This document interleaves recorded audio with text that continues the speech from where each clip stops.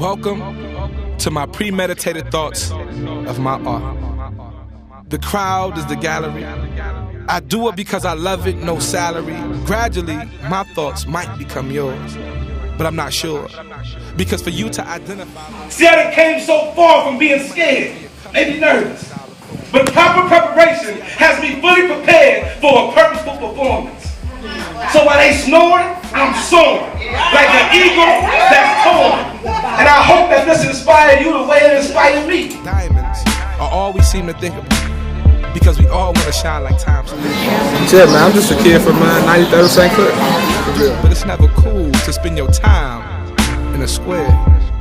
But I ain't gonna go there. So maybe I just leave that thought locked up. I grew up with my mom, single parent household.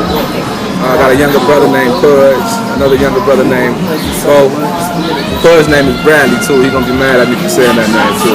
But it's Bradley, that's my little bro, man. And I come from a pretty decent stock, man. Like I was raised to respect people, be kind to people, don't take no trash from nobody for the most part, but you be nice, you just don't take no shit from nobody, you know what I mean? And that's pretty much the book of what I come from as far as family structure. But man, for me, my story is pretty much to where I got now and where I'm at now in life as a poet. I went to Toledo, man. I went to high school, skipping through though, but as far as I went to high school, like Glenville High School. Now being a man and looking back, man, I see that educational system didn't really prepare me for the things that I should be prepared for right now.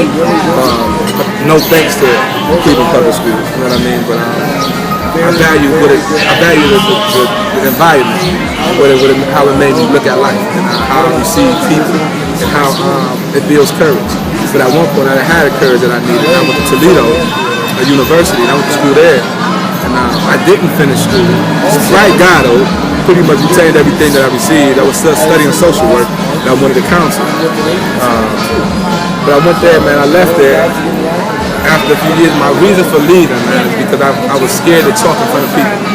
I was always scared to have a conversation with people like, man, if I say this to my man, he's probably going to think, like, yo, what is this guy talking about? What is he on? And that made more sense to me than my own thoughts. When I left Toledo and when I came home, I saw how real it was. I saw how real life is. As far as there's really only one or two things you do. You're doing something you love to do, or you're doing something you hate to do. And when I saw that, man, I knew me being vocal about whatever I feel was important. So what I did was I prayed, man. I prayed. I sat in the car, bro, for maybe 2.5 hours, straight prayer. And that was my first conversation I really had with God, you know what I mean, fully.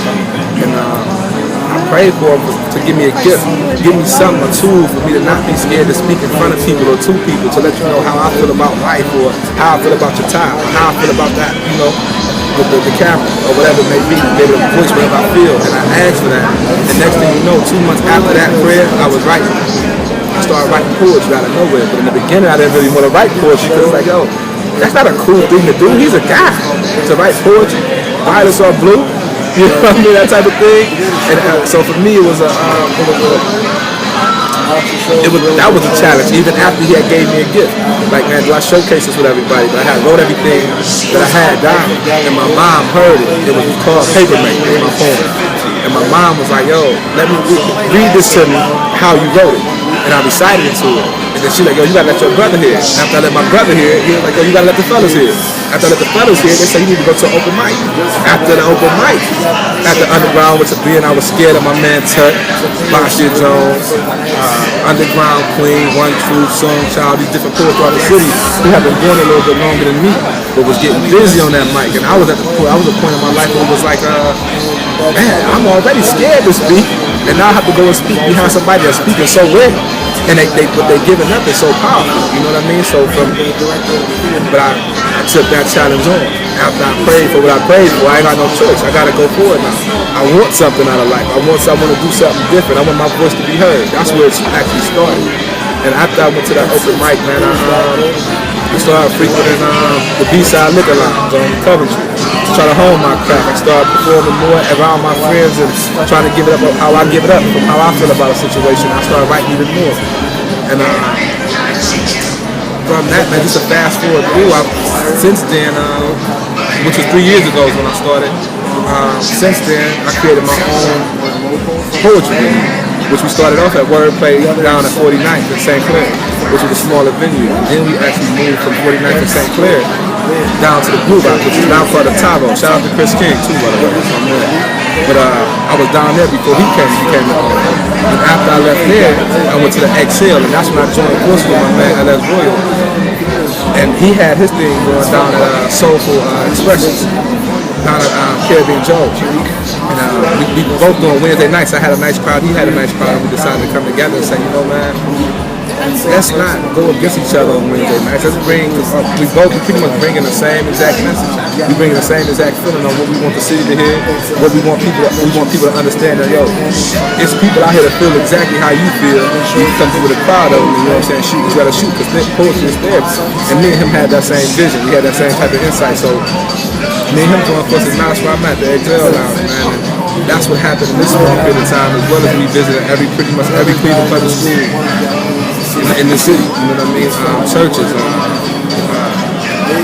I performed at the House of Blues, the night Marsha Ambrosius was here. I performed at Camp Mueller with Bashir Jones, man, when we reaching out to those young boys. It was I believe it was all 7th graders, all 8th graders that trip.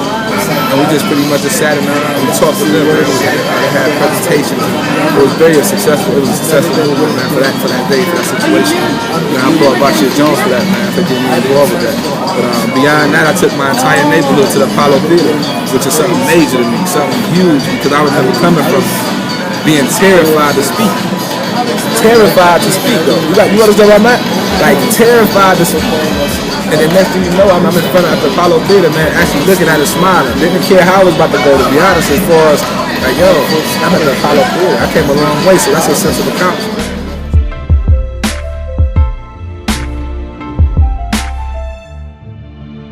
Welcome to my thoughts. What up, listeners? Let's start the show. Yeah, man, with some of the things that I do at the schools, some of the schools, I done been to FDR, did FDR's graduation. Ginn Academy, Hazel over there. Ginn, they actually pulled me in to come and talk to the kids, you know, for like their morning sessions at all boys school, man. They definitely putting forward the effort to make sure that these young men are coming out right like they should.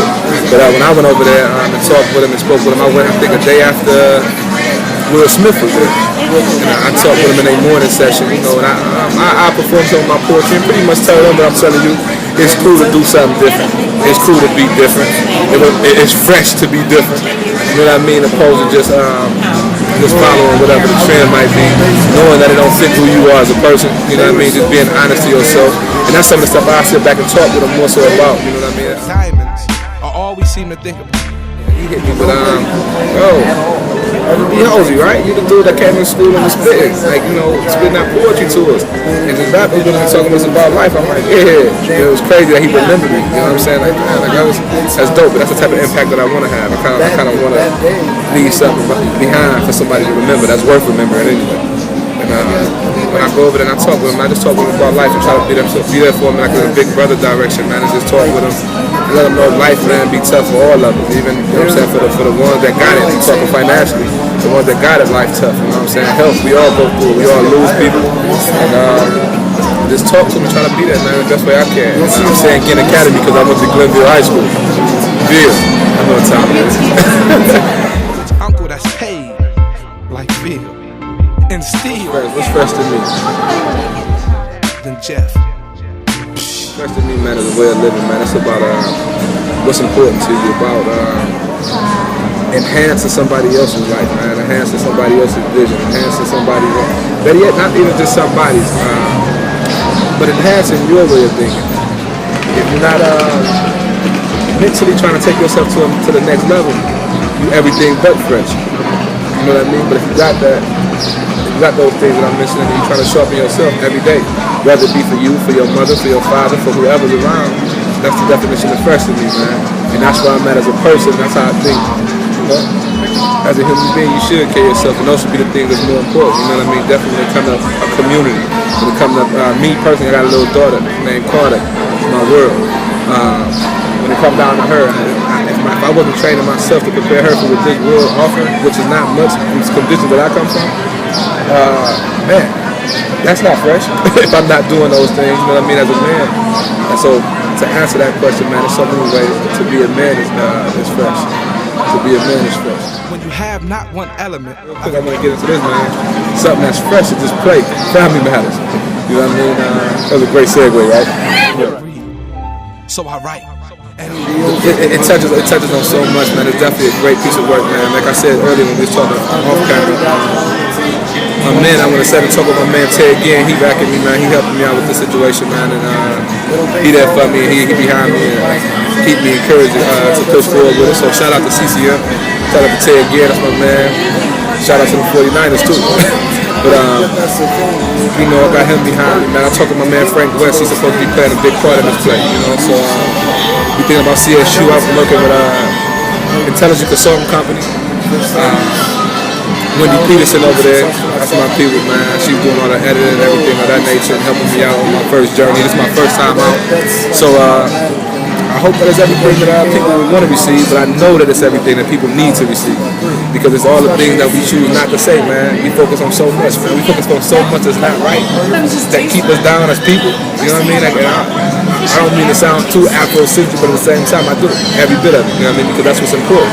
Ralph feel that his father is vindictive, violated his values, so he started shopping with the city. But eventually, he would run into a wall, and the only thing he would have left is his smarts. But if you take away those two S's and take everything I just gave you and put it into a cart, you will have been seen that it's time for checkout. I'm gonna double back on that. Ralph feels that his father is vindictive, violated his values, so he started shopping with the city. Value City. But eventually he will run into a wall, and the only thing he will have left is his smarts. But if you take away those two S's and take everything I just gave you, which was Walmart, and put it into a cart, you would have seen that it's been time for checkout. But check out while Ralph is now walking around town with his chest out. See, his inner beast been locked in a cage at a zoo, but now he's loose and not thinking about curriculum. So every soul that walked past his cage falls victim. But see, this is what happened when these young boys start going through these phases and these stages. They start gambling with their life at the horseshoe. They lost like Vegas, and they speeding through life but can't read the gauges. And my man Ralph, life is so cold it can be in a book, but I'm afraid if he keeps going this route, there might not be enough pages. And the worst thing a man could ever do is let a talent become wasted. And the picture is no longer clear to my man Ralph, so he now traces. But meanwhile, Sasha's working uptown as a waitress, trying to save up enough cash to get out of Graham's basement. And because of that, Sasha is fierce and can no longer see Chauncey's halo. So in the meantime, she says hello to a new world of caseloads of Prego. She's a waitress. I'll leave it there for that person. Be a woman and give me something decent to propose to. Because your smile will be the reason that I chose you. So let my style be the reason that you choose me. Or let my personality be the gravity that pulls you closer to be. Cause you gotta be down to earth. For what it's worth, if you put some change in a purse, she'll let you get a good look at a pocketbook. But then again, that was gonna happen anyway.